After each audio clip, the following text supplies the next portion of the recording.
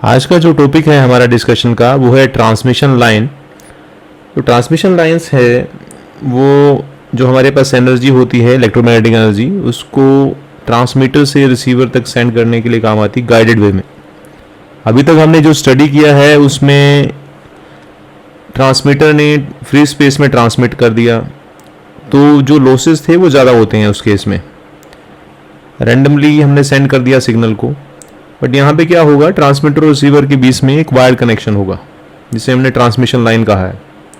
तो हमारे पास जो हमने अभी तक स्टडी किया है वो ये कहा है कि ट्रांसवर्स इलेक्ट्रोमैग्नेटिक वेव्स हैं जिसमें जो इलेक्ट्रिक फील्ड है ई फील्ड वो परपेंडिकुलर है मैग्नेटिक फील्ड के, और ये दोनों परपेंडिकुलर हैं डायरेक्शन ऑफ प्रोपगेशन के। तो ये जो वेव्स थी वो हमने टी या ई एम वेव्स कही हैं। तो हमारे पास तीन ऐसी ट्रांसमिशन लाइंस हैं जिसमें टी एम वेव्स जो हैं वो एग्जिस्ट करती हैं। जो फर्स्ट है जो ये आप देख रहे हैं, इसमें प्लेट्स हैं दो कंडक्टर की, उसके बीच में आपके पास इंसुलेटर है, इंसुलेटर की स्लैब है या डाइलेक्ट्रिक की स्लैब है। तो इसे बोलेंगे हम this is parallel plate transmission line. This is the transmission line. So we are discussing transmission lines, TX lines. So this is a parallel plate transmission line. ठीक है। दूसरा जो हमारे पास रहता है, ये जो है बताया मैंने कि जो प्लेट्स हैं, दो प्लेट्स हैं, जो कंडक्टर की प्लेट्स हैं, बीच में इनके इंसुलेटर होगा। तो ये हाई माइक्रोवेव फ्रिक्वेंसीज पे यूज़ होती हैं एज अ ट्रांसमिशन लाइन। दूसरा जो केस है वो रहेगा टू वायर ट्रांसमिशन लाइन। दो कंडक्टर की वायर्स हैं, टू वायर ट्रांसमिशन लाइन। तो ये जो है ये पावर ट्रांसमिशन, इलेक्ट्रिसिटी ट्रांसमिशन के लिए यूज़ होती हैं बेसिकली। जो थर्ड है हमारे पास वो है कोएक्सियल ट्रांसमिशन लाइन।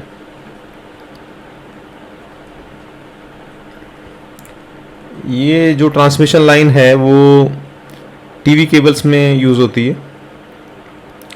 तो हम जो डिस्कशन करेंगे वो इस बात पे करेंगे कि हमारे पास टीएम वेव तीनों में एग्जिस्ट करती है, और मोड भी हैं जो टीएम के अलावा है, टी मोड है, टीएम मोड है, वो डिस्कस करेंगे। वो भी एग्जिस्ट करते हैं हमारे पास इन ट्रांसमिशन लाइंस में। तो हमारा जो डिस्कशन होगा वो टू वायर ट्रांसमिशन लाइन से स्टार्ट होगा। तो नेक्स्ट है हमारे पास जनरल ट्रांसमिशन लाइन इक्वेशंस। तो उसको स्टडी करने से पहले हमें रिवाइज करना होगा लम्प्ड और डिस्ट्रीब्यूटेड पैरामीटर्स को, क्योंकि ये मैं पहले भी बता चुका हूँ जो फर्स्ट लेक्चर था हमारा, कि हमारे पास अगर कोई सर्किट है, लेट अस से यही सर्किट ले लो आप, जिसमें हमारे पास दो रेजिस्टेंसेस सीरीज में कनेक्टेड है R1 R2 और एक वोल्टेज है, या इसमें आप इंडक्टेंस भी ले लो, कंडक्टेंस भी ले लो, कुछ भी बात कर सकते हैं। इसमें सिंपल सर्किट लेके चल रहा हूँ मैं। तो यहाँ पे जो R1 और R2 की वैल्यू है वो फिक्स है, इसको आप उठा सकते हो, एक पर्टिकुलर लोकेशन पे है वो। अगर आप एग्जांपल लो कि ये 100K है और R1 जो है वो 200K है, तो ये वैल्यू फिक्स है, इनको आप उठा सकते हो यहाँ से। अगर R1 को यहाँ से हटा दो तो सिर्फ R2 रह जाएगा सर्किट में। ठीक है, आपको पता है कि R1 कहाँ पे है, किस लोकेशन पे है। और जो करंट फ्लो होगा, करंट I फ्लो हो रहा है, लेट अस से वोल्टेज V है VT, तो जो करंट फ्लो होगा वो पोजीशन डिपेंडेंट नहीं है, पोजीशन का कोई रोल नहीं है इसमें। स्पेटियल डिस्ट्रीब्यूशन यहाँ पे मैटर नहीं करेगा कि लोकेशन क्या रहेगी। और अगर आप ट्रांसमिशन लाइन की बात करो तो यहाँ पे चलो यहीं की बात कर लेते हैं। यहाँ पे जो पैरामीटर्स होंगे उनको हम बोलेंगे लम्प्ड पैरामीटर्स, क्योंकि जो पोजीशन है उसका कोई रोल नहीं है करंट की वैल्यू और वोल्टेज की वैल्यू के लिए। ठीक है, तो अगर ट्रांसमिशन लाइन की बात करें, अगर ये टू वायर ट्रांसमिशन लाइन है आपके पास, तो ये अगर मैं टू वायर ट्रांसमिशन लाइन कह दूं तो इसमें इसका भी रेजिस्टेंस होगा, इंडक्टेंस होगा, कैपेसिटेंस होगा, बट वो क्या होगा, डिस्ट्रीब्यूटेड है थ्रू आउट द लेंथ। तो अगर आप यहाँ बात करें तो ये रहा रेजिस्टेंस, ये रहा इंडक्टेंस, और साथ में यहाँ पे क्या आ गया, कंडक्टेंस भी आ गया और कैपेसिटेंस भी आ गया। ठीक है, पैरामीटर्स सभी हैं बट वो क्या है, डिस्ट्रीब्यूटेड हैं थ्रू आउट द लेंथ। तो ये एल आ गया, ये आर आ गया, ठीक है, इसी तरह ये रिपीट होगा। यहाँ पे अगेन आर आ गया, एल आ गया, तो यहाँ पे अगेन पैरामीटर आ गए, और ये थ्रू आउट द लेंथ क्या होंगे, रहेंगे पैरामीटर्स, ठीक है। तो ये यूनिट लेंथ है, इतनी क्या होगी, यूनिट लेंथ होगी। तो यूनिट लेंथ के लिए resistance per unit length, inductance पर यूनिट लेंथ, कंडक्टेंस और ये कैपेसिटेंस। तो अगर आर को डिफाइन करना हो यहाँ पे ट्रांसमिशन लाइन में, तो आप कहोगे resistance per unit length, resistance per unit length, ohm per centimetre, या ओम पर मीटर की बात कर लेते हैं, ओम पर मीटर लिखा है हमने, तो ओम पर मीटर। इस तरह ही अगर आप एल को डिफाइन करेंगे तो ये आएगा इंडक्टेंस, इंडक्टेंस पर यूनिट लेंथ, हेनरी पर मीटर। जो सी है, सी आपके पास आ गया कैपेसिटेंस, कैपेसिटेंस पर यूनिट लेंथ, यूनिट रहेंगे फेरेड पर मीटर। जो जी है कंडक्टेंस, कंडक्टेंस पर यूनिट लेंथ, यूनिट रहेंगे सीमन पर मीटर। तो अगर आप ऐसे ही जो यहाँ पे पैरामीटर्स हैं उनको क्या कह दिया हमने, डिस्ट्रीब्यूटेड पैरामीटर्स। ये हमारा जो फर्स्ट लेक्चर था उसमें हमने देखा था कि जो पैरामीटर्स फील्ड एंड वेव में हैं वो हम हमेशा ही स्पेस का वेरिएशन आएगा। अगर आप लोकेशन की बात करते हो तो लोकेशन की वेरिएशन चेंज जहाँ पे आ गया वहाँ पे आपके पास पैरामीटर हमेशा ही डिस्ट्रीब्यूटेड पैरामीटर होंगे, अगर उसका इफेक्ट पड़ रहा है आपके पास स्पेस का, स्पेटियल डिस्ट्रीब्यूशन अगर है तो, ठीक है। तो ये यहाँ पे एक लोकेशन पे करंट की वैल्यू डिफरेंट होगी, फिर दूसरी लोकेशन पे जाओगे तो डिफरेंट होगी। तो जो होल सर्किट है वो क्या होगा, पोजीशन डिपेंडेंट रहेगा। तो अगर आपके पास, अगर मैं इसको एक छोटा सा पोर्शन ले लूँ, इसका transmission line, complete transmission line है, इसका छोटा सा पोर्शन ले लिया मैंने, कितना, डेल्टा जेड। उसके लिए इसको मैं सर्किट को ड्रॉ करूँ तो ये रहेगा। तो ये थोड़ा सा पोर्शन लिया डेल्टा जेड, वो ये बड़ा लग रहा है उससे, बट ये छोटा सा पोर्शन लिया है उसमें से, ट्रांसमिशन लाइन में से हमने। तो वोल्टेज यहाँ पे सोर्स है आपके पास, सोर्स कह लो या जनरेटर कह लो, एक ही बात है, और यहाँ पे आपके पास लोड है। तो जो लेंथ है वो डेल्टा जेड है, यहाँ पे voltage V Z comma t है, क्योंकि पोजीशन और टाइम दोनों का वेरिएशन रहेगा। हम जब भी वोल्टेज लिखते थे किसमें, सर्किट थ्योरी में हमने लिखी है, तो उसमें वी टी लिखते थे, जेड का कोई रोल नहीं आता था। बट यहाँ पे जो पैरामीटर्स हैं वो डिस्ट्रीब्यूटेड पैरामीटर हमने कंसिडर किए हैं, तो उसमें दोनों का ही वेरिएशन रखा है। तो जो करंट है यहाँ पे आई जेड कोमा टी है। रेजिस्टेंस के लिए, रेजिस्टेंस पर यूनिट लेंथ है, तो डेल्टा जेड के लिए कितना होगा, आर डेल्टा जेड। इसी तरह इंडक्टेंस को L delta Z, conductance capacitance को लिखा है। यहाँ पे जो करंट रहेगा, क्योंकि जो लेंथ है वो जेड की जगह क्या हो गया, जेड प्लस डेल्टा जेड, ठीक है, टाइम का सेम रहा। सिमिलरली जो वोल्टेज रहेगी वो क्या रहेगी यहाँ पे, v Z plus delta Z comma t, और यहाँ, ठीक है, तो ये रहेगा। और यहाँ पे जो क्वेश्चंस की वैल्यू है सी डेल्टा जेड रहेगी। तो आप अगर इस लूप में क्या करो, इसके लिए यहाँ पे केसीएल लगा दो, Kirchhoff's KVL, Kirchhoff's voltage law, KCL भी लगाएंगे, वो बाद में लगाना है। तो इस लूप में अगर आप किरचॉफ्स वोल्टेज लॉ लगाते हैं तो उसके लिए आप लिख सकते हो v Z comma T minus r, ठीक है, ये वोल्टेज यहाँ पे इस रेजिस्टेंस के क्रॉस कितनी वोल्टेज आई है, r delta z i Z comma T minus, अब इस इंडक्टेंस के क्रॉस कितनी वोल्टेज रहेगी, उसको आप लिख सकते हो एल डेल्टा जेड, इंडक्टेंस की value, curl I Z comma T upon curl t minus V Z plus delta Z comma T is equal to 0। तो ये जो है इक्वेशन हमने लिखी है यहाँ से, इसमें किरचॉफ्स वोल्टेज लॉ लगा के, तो जो ये वाली टर्म है और ये वोल्टेज वाली टर्म है उसको लेफ्ट हैंड साइड पे रखो, बाकी जो टर्म्स हैं दो उनको राइट हैंड साइड पे ले जाओ। तो इसको मैं लिख सकता हूँ v Z plus delta Z comma T minus V Z comma T is equal to ये वाली टर्म और ये राइट हैंड साइड पे ले आओ और डेल्टा जेड कॉमन ले लो इसमें से, तो माइनस डेल्टा जेड, तो ये हो जाएगा आर, डेल्टा जेड कॉमन ले लिया तो क्या रहेगा R I Z comma T plus right, ये डेल्टा जेड जो है ये ब्रैकेट इसको बड़ा ब्रैकेट कर लो, ठीक है। तो ये आ गया प्लस, क्या रह गया यहाँ पे, अगर ये कॉमन लेते हो डेल्टा जेड कॉमन लेते हो तो ये रह गया L curl I Z comma T upon curl T, और ये ब्रैकेट क्लोज। तो इसको अगर आप लेफ्ट हैंड साइड में ले आओ तो ये हो जाएगा आपके पास V Z plus delta Z comma T minus V Z comma T divide by delta Z, तो माइनस साइन भी आएगा यहाँ पे, ठीक है। और ये आ गया आपके पास R I Z comma T plus L curl I Z comma T divide by curl T, तो ये आ गया आपके पास। अब ये क्या है, ये डिफरेंशिएशन का फॉर्मूला है, किसके, वोल्टेज का डिफरेंशिएशन आ गया ना यहाँ पे।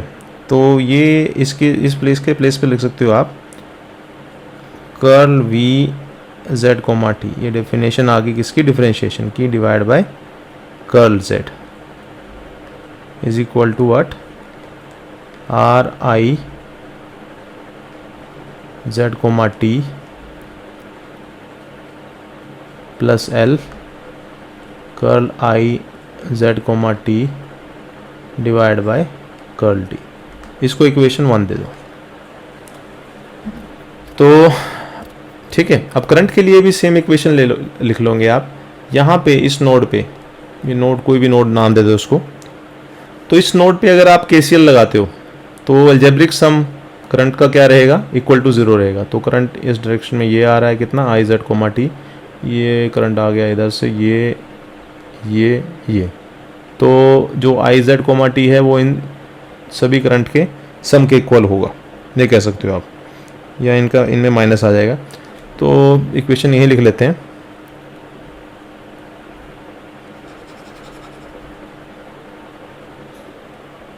तो अगर आप इक्वेशन लिखो इसके लिए KCL लगाओ यहाँ पे, तो इसके लिए आएगा आपके पास ये करंट, इनकमिंग करंट आ गया I Z comma T, I Z comma T, ठीक है, ये इनकमिंग। आउट गोइंग करंट कौन से हैं, ये करंट और ये करंट क्या है, आउट गोइंग है। तो यहाँ पे जो करंट आएगा आपके पास, कितना करंट आएगा, ये रहेगा जी डेल्टा जेड, और कितनी वोल्टेज है वो मल्टीप्लाई में voltage we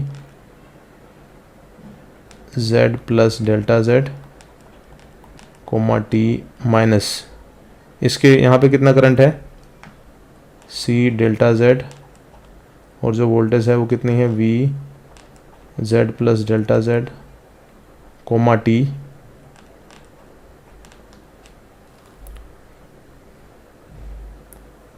T and minus I ये वाला current z plus delta Z comma T is equal to 0। इसको भी ऐसे सोल्व करो आप, रीअरेंज करो, ठीक है। जो करंट वाली टर्म्स है एक साइड में रख लो और जो दूसरी टर्म्स है एक साइड में रख लो। तो इसके लिए डायरेक्टली लिख रहा हूँ मैं, जो हमारे पास इक्वेशन बनेगी ऐसे ही जैसे इसको सोल्व किया है, सिमिलरली जो इक्वेशन बनेगी वो बनेगी curl I Z comma T divide by curl Z, same वही वैसे ही किया। इसके लिए करंट के लिए भी हमने सेम इक्वेशंस फॉलो की हैं, सेम स्टेप्स फॉलो किए हैं, इक्वेशंस डिफरेंट हैं, G V Z comma T plus C curl V Z comma T divide by curl T. इसको इक्वेशन सेकेंड दे दो। तो दो इक्वेशन आ गई, एक इक्वेशन आ गई करंट के लिए, दूसरी जो आ गई वो आ गई वोल्टेज के लिए। तो इन दोनों इक्वेशंस को, ये जो 1 और 2 हैं, ये हैं general transmission line equations, general equations मिल गई हमारे पास। अब हमारे पास टाइम हार्मोनिक फॉर्म भी रहती है हमारे पास, पता है हमें।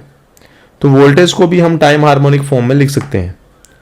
तो अगर वोल्टेज को टाइम हार्मोनिक फॉर्म में लिखना चाहें तो ये रहेगा हमारे पास टाइम हार्मोनिक फॉर्म में वी जेड कोमा टी। तो ये रहेगा रियल ऑफ क्या, वी जेड इंटू ई रेस पावर जे ओमेगा टी। सिमिलरली जो करंट है, करंट के लिए आई जेड कोमा टी, इसको भी आप लिख सकते हो real of I Z E raise power J omega T. ये आ गया आपके पास। तो हमें पता था कि जो हमने इक्वेशन सोल्व की थी, हमने मैक्सवेल इक्वेशन भी की है टाइम हार्मोनिक फॉर्म में। अगर हमारे पास टाइम हार्मोनिक फॉर्म रहती है, उसमें जो कर्ल बाय कर्ल टी है उसको रिप्लेस कर देते थे जे ओमेगा से। जहाँ भी कर्ल बाय कर्ल टी लगा था उसको जे ओमेगा से हमने रिप्लेस कर दिया था। तो जो इक्वेशंस हमने फाइंड आउट किए हैं, इक्वेशन 1, तो यहाँ पे आप देखो कर्ल बाय कर्ल टी कहाँ है, यहाँ है कर्ल बाय कर्ल टी, ठीक है। तो यहाँ पे जे ओमेगा लग जाएगा। और जो टी का वेरिएशन है वो तो हमने खत्म ही कर दिया ना, टी का वेरिएशन, क्योंकि टाइम हार्मोनिक्स फॉर्म है। तो उसके लिए अगर आप इक्वेशंस को सिंपल लिखना चाहें तो in terms of I Z और वी जेड, तो इक्वेशंस जो फर्स्ट है, इक्वेशन 1 को हम लिख सकते हैं, क्योंकि अब सिंगल वेरिएबल रह जाएगा, टाइम का वेरिएशन तो हम नहीं कंसिडर कर रहे हैं ना, वो हमने क्या है टाइम हार्मोनिक्स फॉर्म में आ गया हमारे पास। तो जो पार्शियल डिफरेंशिएशन है वो किस में कन्वर्ट हो गया, सिंपल डिफरेंशिएशन में। ये आ गया आपके पास। और अगर आप इक्वेशन देखें, ये वाली इक्वेशंस, तो यहाँ पे क्या आ जाएगा, कर्ल बाय कर्ल टी की जगह जे ओमेगा आ जाएगा। तो इसको आप लिखो तो ये जेड भी खत्म, यहाँ से टी खत्म हो गया, और यहाँ पे आपके पास आ गया I R Z comma T plus L, और ये कर्ल बाय कर्ल टी किससे रिप्लेस हो गया, जे ओमेगा से। तो ये आ गया J omega I Z comma T. तो ये I Z comma T common हो जाएगा, तो इसको डायरेक्टली लिख रहा हूँ मैं यहाँ पे। तो हमारे पास जो वैल्यू आई है वो है आई जेड कोमा टी, दोनों में से कॉमन आ गया, आर प्लस जे ओमेगा एल। ठीक है, सिंपल सा फंडा है, जहाँ पे कर्ल बाय कर्ल टी है वहाँ पे जे ओमेगा लगा दिया। सिमिलरली जो हमारे पास ये वाली इक्वेशन है, इसमें क्या रहेगा, इसको आप लिखो कि जो डिफरेंशिएशन है वो किस में, जेड की टर्म में लिख रहे हो आप ना। तो ये आ गया ये डी जेड, ठीक है, D by d Z of I Z. तो ये आ गया जी वी जेड, ठीक है। तो हाँ, यहाँ पे इसका वेरिएशन भी खत्म कर दो ना, टी का वेरिएशन भी खत्म कर दो, टी का वेरिएशन इधर भी नहीं आएगा ना फिर, तो वहाँ भी आई जेड कर सकते हो आप सिंपली। तो इसकी बात करते हैं अभी। तो यहाँ पे वी जेड आ गया plus C curl by curl T की जगह जे ओमेगा वी जेड, टी नहीं आएगा अब यहाँ पे, ठीक है।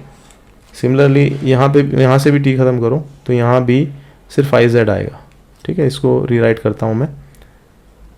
तो ये आएगा आपके पास is equal to I Z R plus J omega L, ये आ गया। सिमिलरली जो इक्वेशन जो करंट के लिए है, D I Z divide by D Z, तो उसमें क्या रहेगा, वी जेड कॉमन आ जाएगा, उसमें आएगा जी प्लस जे ओमेगा सी वी जेड। तो ये दो इक्वेशन बन गई हैं, minus D V Z by D Z. ये इक्वेशन 3 आ गई, ये इक्वेशन आ गई 4। तो ये जो दो इक्वेशन आई हैं इनको हमने बोला है time harmonic transmission line equations, ठीक है। These are the time harmonic transmission line equations, ठीक है। इनसे जो हमारे पास सेकेंड ऑर्डर की इक्वेशन भी बना सकते हो आप। अगर आप ये वाली टर्म है इसको डिफरेंशिएट करो, रिस्पेक्ट टू जेड डिफरेंशिएट कर दो इसको, तो इसको लिख सकूँ D we Z upon D Z square is equal to D I Z by D Z R plus J omega. तो ये वैल्यू डी आई जेड की वैल्यू यहाँ से पुट कर दो इसमें, तो ये वैल्यू जब पुट करोगे D I by d z की 4 से, तो ये आ जाएगा आपके पास, यहाँ माइनस भी था तो ये माइनस आएगा, माइनस साइन आ गया यहाँ पे। तो ये रहेगा, एक इसकी वैल्यू पुट की, इसकी D I z by d z की, तो तो ये आ गया जी प्लस जे ओमेगा सी, ठीक है, वी जेड आर प्लस जे ओमेगा एल, ये आ गया आपके पास, ठीक है। तो ये आ गया आपके पास D square V Z upon D Z square, minus से माइनस कैंसिल हो गया, तो ये वाली जो कंप्लीट टर्म है ये और ये आर प्लस जे omega L into G plus जे ओमेगा सी, इसको लिख दिया गामा स्क्वायर वी जेड, ये ठीक है।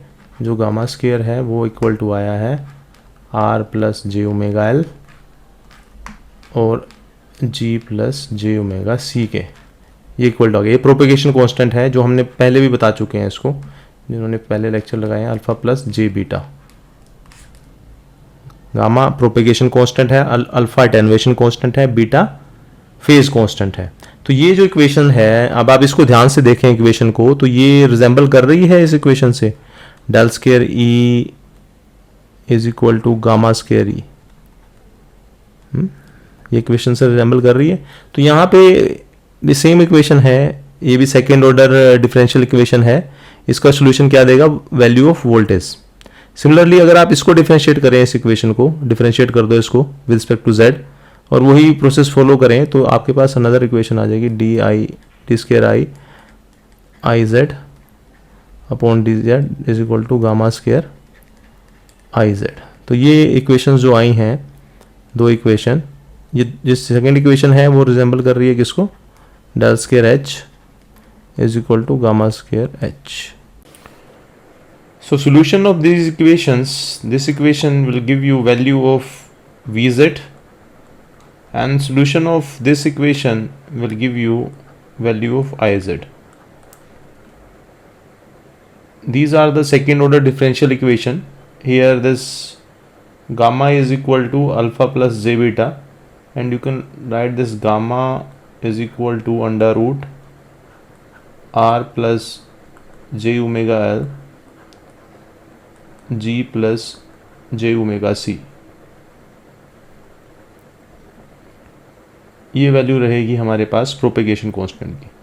वहाँ पे जो अल्फ़ा है वो अटेन्युएशन कांस्टेंट है, जो बीटा है वो फेज कांस्टेंट है। तो अगर हम अब बात करें कि जो सोल्यूशन रहेगा, सोल्यूशन आपको पता है सेकेंड ऑर्डर डिफरेंशियल इक्वेशंस थी हमारे पास, तो उसको सोल्यूशन ये रहेगा वी जेड, जो V Z V plus Z plus V minus Z. वहाँ पे जो प्लस सिग्निफाई कर रहा है वो कह रहा है कि ट्रांसमिटेड वेव, जो माइनस शो कर रहा है वो है रिफ्लेक्टेड वेव। तो ऑब्वियस सी बात है, अगर ये ट्रांसमिशन लाइन है आपकी, ओके, एक वेव जो है वो ट्रांसमिटेड वेव होगी जो सोर्स टू लोड जाएगी, सोर्स टू लोड जो वेव रहेगी उसको क्या बोला है, ट्रांसमिटेड वेव। अब अगर परफेक्ट मैचिंग नहीं है, वो डिस्कस करेंगे हम, परफेक्ट मैचिंग क्या होती है और वो कैसे नहीं है, तो उसको वो बात का डिस्कशन है। अभी सिर्फ इतना याद रखो कि जो सोर्स है उससे ट्रांसमिटेड वेव गई है, ट्रांसमिटेड वेव को डायरेक्शन ये क्या है, ये पॉजिटिव जेड डायरेक्शन है, दैट्स वाई हमने यहाँ पे प्लस जेड लिखा है, ठीक है। प्लस सिग्निफाई कर रहा है कि ट्रांसमिटेड वेव है, सोर्स टू लोड है। तो वहाँ से कुछ जो वेव है वो रिफ्लेक्ट बैक होगी, जो रिफ्लेक्ट बैक हो रही है उसके लिए जेड की अपोजिट डायरेक्शन आ गई है, इसलिए वो माइनस जेड माइनस सिग्निफाई कर रहा है आपके पास कि रिवर्स डायरेक्शन है, जो लोड से सोर्स की तरफ आएगी उसको बोला है रिफ्लेक्टेड वेव। तो ये ट्रांसमिटेड वेव है, ट्रांसमिटेड वेव, ठीक है। ये क्या कर रहा है, रिफ्लेक्टेड वेव। तो इसका जो सोल्यूशन रहेगा, इसको आप पूरा सोल्यूशन इसको लिखोगे तो ये आ गया V naught plus E raise power minus gamma Z. Gamma क्या है, प्रोपेगेशन कांस्टेंट, अभी डिस्कस किया हमने, plus V naught minus E raise power gamma Z, ठीक है। ये डी के बता रहा है कि जैसे जैसे जेड की वैल्यू कम होगी तो इंक्रीज़ होगी, तो जो ये फैक्टर है इसकी वैल्यू डिक्रीज़ होगी, क्योंकि ये सोर्स टू डेस्टिनेशन है। इसका अपोजिट लो, ठीक है। अगर ये जेड की पॉजिटिव डायरेक्शन है तो इधर जेड की अपोजिट डायरेक्शन आएगी, दैट्स वाई यहाँ पे हमारे पास साइन चेंज हो गया, यहाँ पे माइनस था तो जेड की रिफ्लेक्टेड वेव ये है इधर, तो ये जेड की वैल्यू जो है वो चेंज हो जाएगी आपके पास, जेड माइनस जेड हो जाएगा, तो ये जो माइनस है वो प्लस में लिखा जाएगा यहाँ पे, ठीक है। तो ये जैसे जैसे आप सोर्स की तरफ बढ़ोगे तो ये इंक्रीज होगी वैल्यू, ये कह सकते हो इसको। तो हमारे पास जो कॉम्बिनेशन आ गया, सिमिलरली जो सेकंड इक्वेशंस थी करंट वाली, उससे आपके पास आई जेड की वैल्यू मिलेगी, इसको भी ऐसे लिख सकते हो I plus Z, similarly we can write. तो ये आ गया आपके पास I naught plus E raise power minus gamma Z plus I naught minus E raise power plus gamma Z, ठीक है। तो यहाँ पे ये सब बता दिया मैंने। तो जो वेव एम्पलीट्यूड है ये V naught plus V naught minus, ठीक है। तो ये इसकी अगर रेशो लेते हो, ठीक है, ऑब्वियसली बात है ट्रांसमिटेड वेव है, ये जहाँ पे माइनस है वो क्या है, रिफ्लेक्टेड वेव। तो इनका अगर रेशो लेते हैं वी नोट प्लस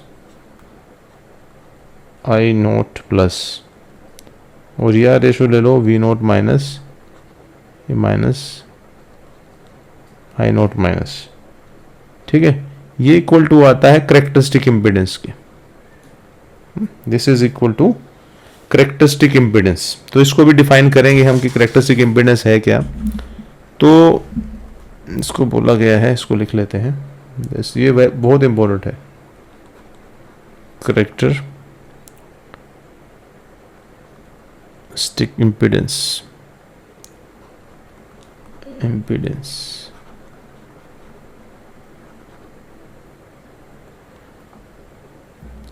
फॉर, अगर ये देखिए इनफाइनाइट लाइन के लिए हम इसको फाइंड आउट करते हैं। अगर हम कहते हैं कि जो ट्रांसमिशन लाइन है वो इनफाइनाइट लेंथ की है, इनफाइनाइट लेंथ की है कि यहाँ पे एक सोर्स लगा हुआ है, ठीक है, ये क्या है, सोर्स है, और जो लेंथ है कहाँ तक एक्सटेंडेड है, इन्फिनिटी तक, बहुत लार्ज लेंथ है। तो सिर्फ ट्रांसमिटेड वेव आएगी, जो सोर्स है उससे वेव चलेगी, रिफ्लेक्ट तो कुछ होगा ही नहीं। तो जो ये इक्वेशंस लिखी हैं हमने, जो सॉल्यूशंस आए हैं, ये जो है वो सॉल्यूशन है। तो ये जो सॉल्यूशन है इसमें अब ये वाली टर्म्स तो नहीं आएंगी, क्योंकि जो इनफाइनाइट ट्रांसमिशन लाइन है उसमें ये वाली टर्म तो ज़ीरो हो जाएंगी ना, रिफ्लेक्शन कुछ आएगा नहीं। तो वी जेड को क्या लिख सकते हैं, V Z is equal to we naught plus E raise power minus gamma Z and I Z is equal to I naught plus E raise power minus gamma Z. तो ये case क्या लिया है, हमने कहा है कि हमारे पास इनफाइनाइट ट्रांसमिशन लाइन है, इनफाइनाइट ट्रांसमिशन लाइन है, उसमें रिफ्लेक्टेड वेव नहीं आएगी, सिर्फ ट्रांसमिटेड वेव आएगी, ठीक है। तो इसको अगर आप डिफरेंशिएट करते हो, differentiate with respect to z, तो आप लिख सकते हो d V Z by D Z is equal to we naught plus, इसको डिफरेंशिएट करोगे तो minus gamma e raise power minus gamma Z, ठीक है। तो ये जो हमने यहाँ पे लिखा है D V Z by D Z, ये किसके इक्वल था, हमने फाइंड आउट किया था, ये देखिए ये रहा I Z R plus J omega L, ठीक है, माइनस भी है तो माइनस तो कैंसिल हो जाएगा। तो यहाँ पे वैल्यू पुट कर दो इसकी, तो ये वैल्यू रहेगी minus R plus J omega L I Z is equal to minus gamma V naught plus E raise power minus gamma Z, minus से माइनस कैंसिल हो जाएगा। आई जेड की क्या वैल्यू है, आई जेड की value ये लिखी है हमने, ये पुट करो यहाँ पे, तो आपको मिल जाएगा, माइनस से माइनस कैंसिल कर दिया, r plus J omega L, I Z की वैल्यू क्या है, i naught plus E raise power minus gamma z is equal to, minus से माइनस कैंसिल कर दिया था, v naught e raise power minus gamma Z, तो ये cancel out हो गया। तो तो ये जो रेशो है ई नोट प्लस और आई नोट प्लस की किसके इक्वल आई है? तो ये आएगी R plus J omega L divide by gamma, और ये क्या है? ये आ गया आपके पास जेड नोट। एक तो ये रिलेशन आ गया, दूसरा रिलेशन यहाँ से आएगा, इसको डिफ्रेंशिएट करो जरा विद रिस्पेक्ट टू जेड, तो ये आ जाएगा d Z is equal to minus gamma i naught plus E raise power minus gamma Z. तो ये d I z by d z की वैल्यू क्या है? ये इक्वेशन ये रही वैल्यू जी प्लस जे omega c into v Z. तो ये वैल्यू पुट करो यहाँ पे, तो माइनस भी रहेगा, तो ये है g plus J omega C V Z is equal to minus gamma i naught plus E raise power minus gamma z. V z की वैल्यू पुट कर दो यहाँ से, वी जेड क्या है? माइनस से माइनस कैंसिल कर दो, g plus J omega C v naught plus E raise power minus gamma z is equal to gamma i naught plus E raise power minus gamma Z. तो ये cancel out हो गया, तो v naught plus divide by i naught plus is equal to क्या है आपके पास? वो आ गया gamma divide by ji plus J omega c. तो ये भी किसके इक्वल है? Z note.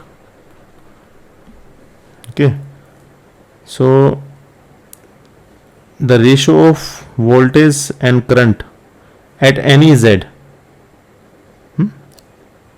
For an infinite long line is independent of Z. अब जेड नहीं आ रहा है इसमें, ठीक है। The ratio of voltage and the current at any point at any Z, Z की कोई भी वैल्यू ले लो, ठीक है, इनफाइनाइटली लॉन्ग ट्रांसमिशन लाइन के लिए, ठीक है, वो क्या होगी? इंडिपेंडेंट ऑफ जेड होगी। तो उसको क्या बोला है? Characteristic impedance. अगर आप रेशो लेते हो तो उसमें जेड आ ही नहीं रहा। सो अब ये जो रेशो आ गई है, कैरेक्टरिस्टिक इंपीडेंस को हमने डिफाइन कर दिया है। तो कैरेक्टरिस्टिक इंपीडेंस को दो, ये तो हमने सिर्फ जो इनफाइनाइट ट्रांसमिशन लाइन आएगी तो उसमें तो सिर्फ ट्रांसमिटेड वेव आएगी, तो उसमें तो सिर्फ ये टर्म लिख सकते हो आप, ठीक है। बट अगर आप सिंपल है तो उसमें ये रिफ्लेक्टेड वेव भी आ रही है, तो ये रेशो भी हम ले सकते हैं। तो वो भी किसके इक्वल होगी? जेड नोट के इक्वल होगी। वैल्यू यही रहेगी, ये तो ये रहेगी R plus J omega L divide by gamma, ठीक है। तो जो जेड नोट है उसकी वैल्यू जब गामा की वैल्यू पुट करोगे आप, तो आपके पास ये वैल्यू आएगी R plus J omega L divide by ji plus J omega C. दोनों केसेस में ये भी केस वैलिड है और ये भी वैलिड है, ठीक है। आप दोनों केसेस से लिख सकते हो वैल्यूज। तो ये है हमारे पास के इनफाइनाइट ट्रांसमिशन लाइन का कंसेप्ट भी दिया हमने गामा को भी डिफाइन किया। गामा आपके पास प्रोपेगेशन कांस्टेंट था, ठीक है, जिसकी वैल्यूज अल्फा प्लस जे बीटा के इक्वल थी, अटेन्यूएशन कांस्टेंट और फेज कांस्टेंट। नेक्स्ट हम करेंगे कि जो देखेंगे कि हमारे पास अगर सिंपल ट्रांसमिशन लाइन इक्वेशन है, उसकी कुछ लेंथ है, तो उसमें जो इक्वेशंस रहेंगी तो वो कैसे रहेंगी,